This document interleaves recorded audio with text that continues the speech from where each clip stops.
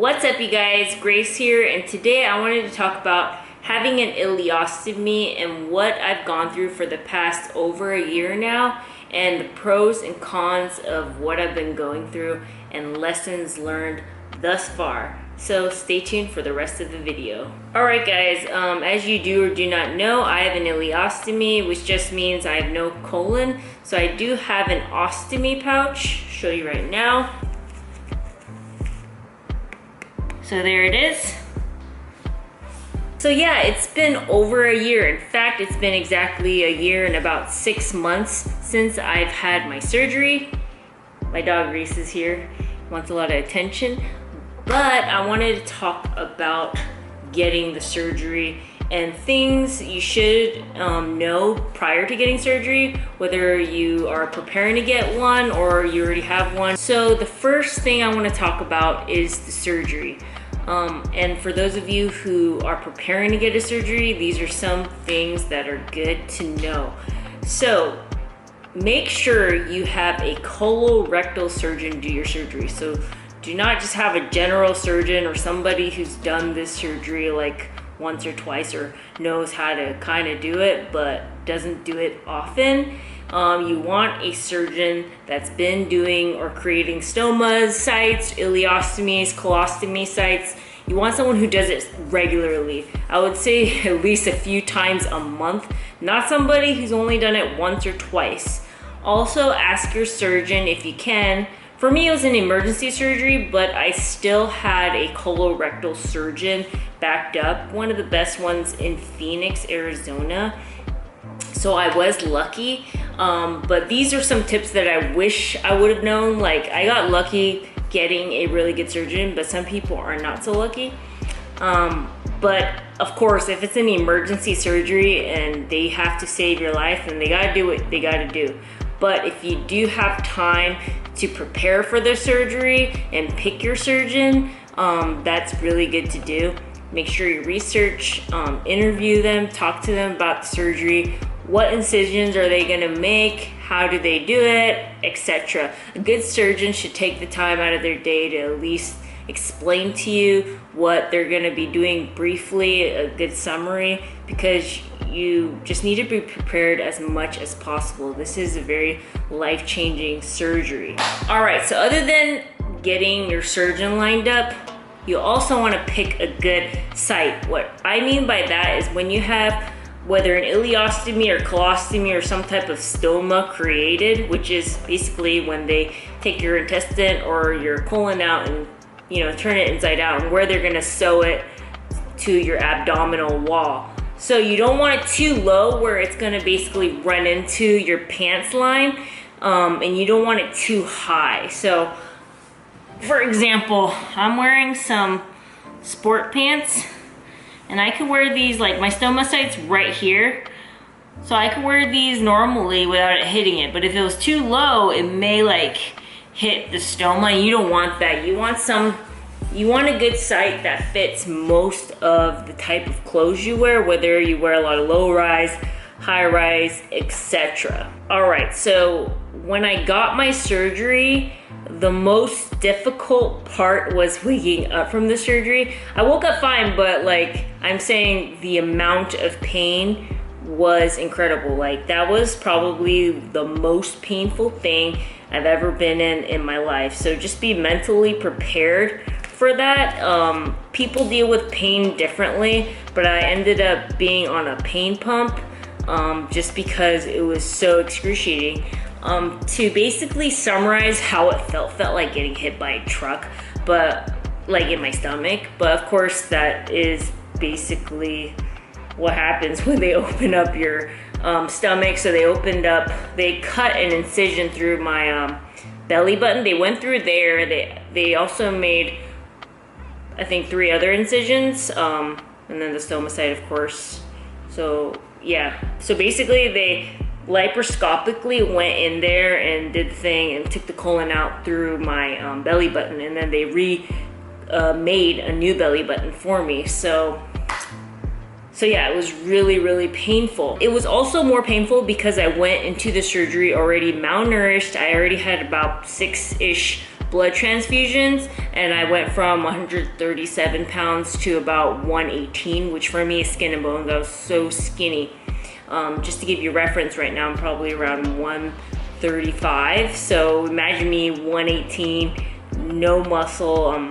Also had been hospitalized for over a month, so that didn't help. So if you can go into the surgery more strong and not when it's like critical, like for me, that is probably the best recovery wise, because not only did I have to heal from the actual surgery, but I had to rebuild my body, and it felt like all my muscles atrophied. So it was like lifting 100 million pounds on my body. Like my body felt so heavy.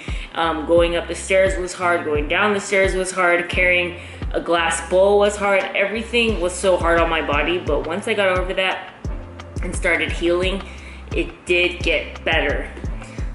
I also want to talk about working out real quick. So I have a fitness channel, Grace Lee Fitness. I'll put the link in the description box, but I love working out. Like, I still work out, and right now I'm bulking, so I'm trying to put on muscle. But yeah, you can work out with an ostomy, but you just need to talk to your surgeon about what you are not allowed to do. So like I was saying, I was malnourished, my muscles atrophied, so of course I wasn't like doing deadlifts right out the gate. I could barely like do everyday tasks like carrying groceries and basic stuff. So the first 8 weeks after surgery, I didn't really do much. I was in bed rest a lot. Oh yeah, you also have to know that after surgery you're gonna be nauseous. That's normal. You're gonna feel like what is life? Like, is my quality of life gonna even be good? Like, I questioned it because I was in so much pain all the time and nauseous and didn't even want to eat because everything would come back out. But it does get better, so just be very, very patient. I was in fact still throwing up every morning, even like a couple months after surgery. So everyone's body's different, and I heard that when you're put under with the anesthesia and stuff, it does cause nausea for a while for some people, like me. So that's normal. All right, so exercise. After 8 weeks, 8 weeks after getting surgery, I saw my surgeon, and then he okayed me to do sitting arm exercises. So I was literally lifting like 2 to 5 pound dumbbells. Like, that was like nothing compared to what I used to curl. I used to be able to curl like 25 pound dumbbells like in one arm, so total 50 pounds. But yeah, I started out really small, and that is perfectly fine. Just start out with what you can do. So after my initial 8-week checkup, he cleared me for arm exercises. Then 8 weeks later, I saw him again, and then he cleared me for everything. And he said I can do core training. You just gotta be very careful, guys. Just use common sense. Don't be going right out the gate like with really like steep incline and weighted sit-ups. If you haven't, done a sit-up and you just got done with that surgery, don't be trying to push yourself to the limit. You can still do core exercises, but very carefully. Of course, talk to your doctor, and everyone's body's different. So, if your surgeon says don't do it, then of course, listen to your surgeon. But my surgeon knew that I've always been into weightlifting, fitness, and he says perfectly fine. Some people would also advise that you wear a lifting belt, like an ostomy, like a hernia belt. But yeah, so that's my take on core exercises and lifting so far, and my battery's dying, so I'm gonna change that. All right, guys, I'm back, changed the battery, but I also want to talk about what types of workouts I can do. So now I can do not only the core exercises, I can do arms, leg exercises, basically everything I did before. Now the only reason I don't do squats is I used to wear a lifting belt, but it kind of like hits kind of almost to the stoma, and I don't want to risk injuring that site. So I just don't wear lifting belts anymore. So that said, I don't push it to that limit where I'm like dying and I need a lifting belt. So I do know ostomists that wear lifting belts, so I'm just not comfortable with it, and I don't need to wear it in order to basically make muscle gain. So I don't do squats anymore because I used to wear a lifting belt with that. But I can do squats if I wanted to. But now I switched that with a leg press. I still do lying exercises, like stuff that makes you like lie on your stomach. But with that said, the bag is empty and I usually eat something beforehand. So I usually eat something beforehand. There's no output in my bag when doing those types of workouts, like a lying hamstring curl, for example, and I can do the movement without hurting the stoma. I also have a 2-piece ostomy bag, which just means like instead of the wafer and the bag connected in one, that's a 1-piece bag. Mine's separate. The wafer's here, the ostomy bag's here, they click together. So that actually creates kind of like more protection because it is a little bit thicker than a 1-piece bag. So I feel like that helps protect my stoma. But again, get cleared with your surgeon or doctor for doing stuff lying on your belly. Depends also on how big your stoma is, and guys, just be smart about it. If you're really scared about it, you could do other exercises, but I found that it doesn't hurt me doing those lying exercises. All right, another thing I want to talk about, and for those of you who are not seasoned ostomates, so for those of you who are just looking into getting the surgery, or maybe you just got the surgery, the one thing I wanted to say is you will get better at bag changes. Like the first few weeks, I would say I spent like 45 minutes to an hour doing a bag change, and I don't even know what I was doing like for that long, for it to take that long, but it took me forever because I was trying to do everything perfect. And of course, right after getting out of the hospital, I was so like weak and stuff that doing a bag change by myself was really, really hard for me. But now, after over a year of having an ostomy bag, I am able to do my bag change in less than 5 minutes. I could probably do it even faster than that. So yeah, you guys, don't sweat it. Take your time and all will be well. And also, I graduated from wearing the Hollister beige bag to switching over to the Sensor Mio. That's what I have on now. Both were a 2-piece. So the Hollister I have is just a basic 2-piece Hollister bag. It's beige and it's functional, but I wanted to switch to something else, and the Sensor Mio just looks better, and it actually lasts longer now that I've got the technique down. So yeah, you guys, don't sweat it if you suck at bag changes at first, and also be open to trying new products, trying new things, whether it's trying a barrier ring, or if it's trying paste or whatnot. Just what I did was watch a bunch of YouTube videos on it, and also Googled a bunch of websites that helps ostomates with that kind of stuff, and did my own research, and then I basically tweaked my own technique to fit my own needs. So just try a variety of techniques out and products out and see what works best for you. All right, another game changer for me was discovering odor eliminator drops. Now I use Hollister's M9 drops. They're blue drops. They come in like I think a small bottle and a big bottle. I get the big bottles and my insurance does cover that, and it's a game changer in smell. Like for an ileostomy, which I have, the smell is like I don't know how to explain it. It doesn't yet really smell like poop, but it doesn't not smell like poop, if you know what I mean. Like it sometimes like smells like eggs that's been sitting out for a while or something odd, but it doesn't smell like actual poop, because it is not poop, because I have no colon to process it that way. So basically goes through all the small intestines, comes out, so it kind of still smells like what I ate, but a little more stronger in smell. So the M9 drops basically dilutes that, and you can't really even smell a thing. So I love M9 drops. All right, I'm gonna talk about food. So when before I had an ostomy, I had limitations on, like, I couldn't have dairy, I couldn't have popcorn, I couldn't have foods that irritated the colon too much, because I did have ulcerative colitis at one point.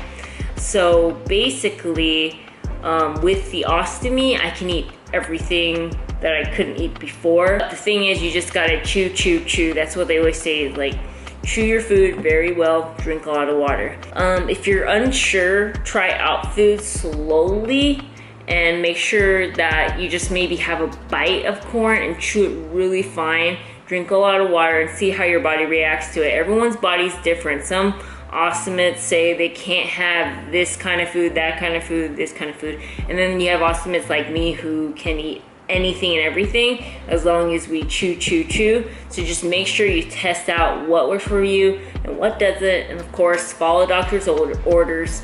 The first couple months I did have food limitations because I was just following the meal plan that my surgeon gave to me, just a big packet of what I should eat and should not eat. But then after we've been through all our follow-ups, he basically told me I can eat everything I want, but just make sure to be smart about it, chew very thoroughly, drink a lot of water, and yeah, and everything was good. I also want to talk about soda and carbonated beverages.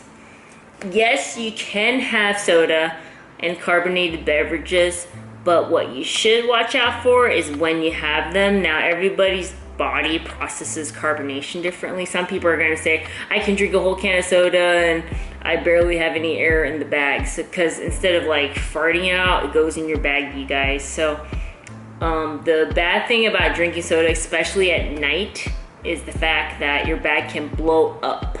What I mean by that is like a balloon at full capacity, except with an ostomy bag, it doesn't have that flexibility. So if you hit that point and you're asleep, it can literally pop off or like create a balloon explosion. Well, maybe not that crazy, but you know, get all over your bed. Now, that hasn't happened to me yet, knock on wood, but I'm very careful about when I drink soda and the types of soda I drink. Now, like Diet Coke in the can is super carbonated.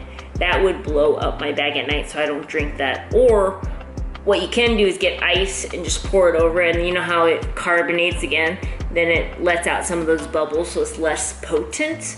But if I were you, I just would not risk drinking really high carbonated sodas before bed. But you know, with everyone's body's different, so just test out different sodas and stuff like that. But for me, like if I put the soda, like say I make a cocktail and I make some diet soda with some Captain Morgan, if it's in ice and I stir it, it gets all the carbonation basically out by the time it goes to the bag, so I don't get any blowouts or air in the bag, but just be super careful and cognizant of that. All right, so with food, there are foods that go through me like within an hour or two, and even quicker than that, and there are foods that take a long time to go through. I would just try a variety of foods, but what I found that works for me is having eggs. For some reason, I don't know what it is about the composition of the egg, but eggs are key pre-workout. So basically I eat eggs before working out, an hour before, and then basically I eat the egg or the eggs, and then everything else that I drink, water, coffee, everything else will come out to the bag. And within like 30 minutes after eating it, I'll empty the bag, and I won't have output for like 5, 6, 7 hours or even longer. But the only food I found that really helps like stave off the output is eggs. So that's what I eat pre-workout. And I also eat eggs like before some type of event or something if I don't want output for that long. Because when you get a lot of output, which just means stuff going in the bag in public, it's really inconvenient sometimes, because once it starts flowing, it doesn't stop. So once that food hits that part of the intestine where it's going to keep coming out into the bag, I have to empty it pretty frequently. So I like to meal time my meals for certain activities or events, especially the gym. I go to the gym 5 to 6 days a week, so I time my pre-workout meal with my workout. So I won't eat the eggs until like I know I'm about to go to the gym within the hour, so that I can enjoy my workout in time after the workout, running errands or whatever I need to do without worrying about having to use the restroom to empty the bag. All right, I also want to quickly talk about fasting, just when you don't eat food for a period of time. In the beginning, I could not fast. I always had to eat something, either have saltine crackers, graham crackers, something in my stomach to make me not feel so nauseous and stuff like that. But now I can fast, so that means in the morning I can just drink water, coffee, and be perfectly fine. But I only do that when I'm at home, because in public, when I'm just drinking water and coffee, it just all kind of goes through me and goes in the bag. Not all of the liquid, but most of it, or a good part of it. And that's kind of annoying if you're fasting in public. And I also get a lot of air in the bag when I'm fasting. So you don't want to be like, because it does kind of still sound like a fart, even though you could use your hand and muffle your bag to not sound like farting. But I don't like to fast in public, but when I am home just working or hanging out, I'll fast here. And then I'll mealtime, like with eggs, before I go out in public. Eggs are key for me, but find the food that works for you. All right, so sleeping habits. So I know people who like eat a small meal or something that lasts a long time, and they kind of can measure out the bag like with their sleep schedule, so they know, oh, I ate this much, so I'm good for the rest of the night. I can sleep the whole night through without emptying the bag. But I eat quite a lot, and I am bulking, so I'm trying to put on weight. So at night I set like, I actually have an internal timer now, but before I had an alarm set every 3 hours to just check on the bag.